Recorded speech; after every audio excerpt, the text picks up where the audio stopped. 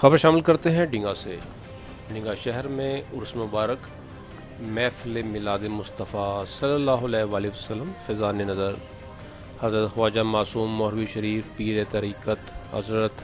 خواجہ پیر جعفر معصومی کا سالانہ عرس مبارک بڑے عقیدت و احترام سے منایا گیا، جس میں پاکستان بھر سے عقیدت مندوں نے شرکت کی۔ زیر سرپرستی و صدارت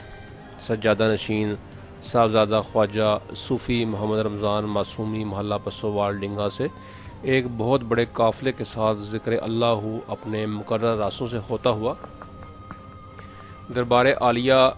پیر خواجہ صوفی جعفر معصوم کے مزار پر چادر چڑھائی گئی۔ مریدین نے ہزاروں کی تعداد میں شرکت کی،